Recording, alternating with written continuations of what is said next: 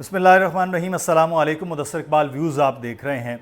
ایک خبر جس کو پاکستان کے نیشنل میڈیا نے اس طرح سے ہائی لائٹ نہیں کیا، سوال نہیں کیا حکومت سے کہ یہ کیا کیا ہے آپ نے، وہ خبر یہ ہے کہ آئی ایم ایف کا جو معاملات چل رہے تھے، حکومت نے کہا کہ ہم اس کو ختم کر رہے ہیں اور اگلا جو سلسلہ ہوگا، معاہدہ ہوگا آئی ایم ایف کے ساتھ، وہ اگست میں جا کر کیا جائے گا اس بجٹ کے بعد۔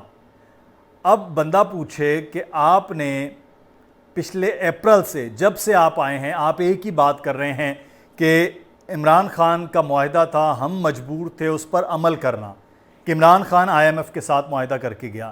اس وقت بھی چند لوگ یہ کہہ رہے تھے کہ ایسا کچھ نہیں ہوتا، وہ آئی ایم ایف کا معاہدہ تو ختم ہو گیا، اب آپ نیا معاہدہ کر لیتے۔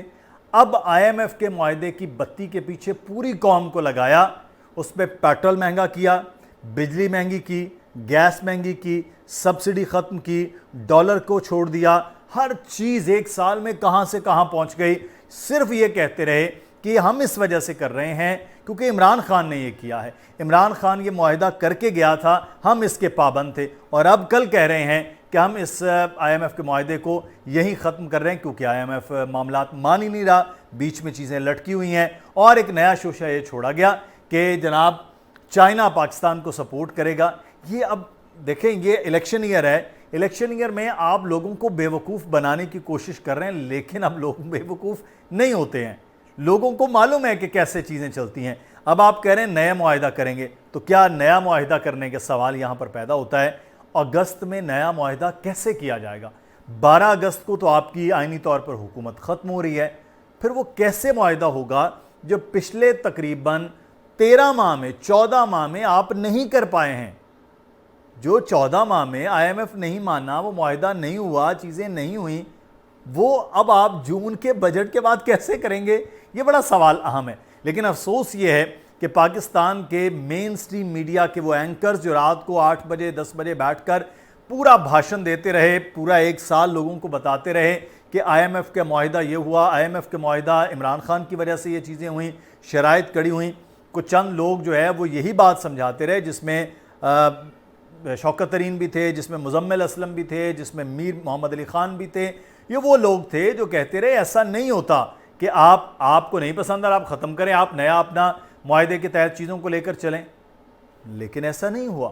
کیوں؟ کیونکہ آپ نے یہ سیاسی نعرہ بنایا اس حکومت نے، اور اس حکومت نے اس سیاسی نعرے کو بنا کر جناب ڈالر مہنگا ہو رہا ہے تو عمران خان کی وجہ سے، پیٹرول مہنگا کرنا پڑ رہا ہے تو عمران خان کی وجہ سے، سبسڈی ختم کرنی پڑ رہی ہے تو عمران خان کی وجہ سے۔ بھائی عمران خان برا تھا، ہے، ہوگا، لیکن مسئلہ یہ ہے کہ پچھلے 13-14 مہینوں سے آپ کی حکومت ہے، آپ حکومت میں ہیں اور آئی ایم ایف کے ساتھ بات چیت کی بات آپ کر رہے ہیں۔ پچھلے وزیر خزانہ مفتاح اسماعیل صاحب آج بھی یہ کہہ رہے ہیں کہ پاکستان ڈیفالٹ کی صورتحال میں ہے، آئی ایم ایف کے بغیر آپ نہیں چل سکتے ہیں۔ نئے وزیر خزانہ آئے اور کہتے ہیں میں آئی ایم ایف کو دیکھ لوں گا، میں نے بہت ان کو ڈیل کیا ہے۔ آپ نے یہ دھمکیاں لگائیں، آئی ایم ایف نے آپ کو جھنڈی کرا دی، آپ نہیں کر سکے۔ پھر آپ نے آ کر چیزوں کو بڑھانا شروع کر دیا کہ جی یہ بڑا ضروری ہے، اور یہ کہتے رہے کہ یہ عمران خان کی وجہ سے وہ معاہدہ کر کے گیا۔ اب آپ ایسی کوئی بات نہیں کر رہے کیونکہ اب آپ کو پتہ ہے کہ ایسی اگر کوئی بات بھی کی تو پھر اس کا جواب اس سے زیادہ سخت آئے گا۔ اب کیونکہ لاجیکلی آپ کے پاس اب گیم ہی نہیں ہے، بات ہی نہیں ہے۔ اب عمران خان کی گرفتاری، پی ٹی آئی کا ٹوٹنا، ادھر ادھر پوری قوم اس طرف لگی ہوئی ہے، اور آپ بڑے طریقے سے یہ کام اب کر رہے ہیں کہ جناب اب ہم آئی ایم ایف کی طرف نہیں جا رہے۔ کیوں؟ اس لیے نہیں جا رہے، میں آپ وجہ بتا دیتا ہوں کہ جا کیوں نہیں رہے۔ دیکھیں، 2 طرح کے بجٹ ہوتے ہیں، ایک بجٹ ہوتا ہے معاشی بجٹ اور دوسرا بجٹ ہوتا ہے سیاسی بجٹ۔ یہ ہے الیکشن ایئر یعنی 2023، جس میں الیکشن ہوں نہ ہوں لیکن یہ حکومت ختم ہو رہی ہے، تو جاتے جاتے اب پچھلے 16-17 دن میں، 17 دن سمجھ لیجئے کہ 15 مئی کے بعد پیٹرولیم مصنوعات کی قیمتیں کم کی، اب 1 جون کو کم کی، آگے جا کے پھر یہ کم کریں گے۔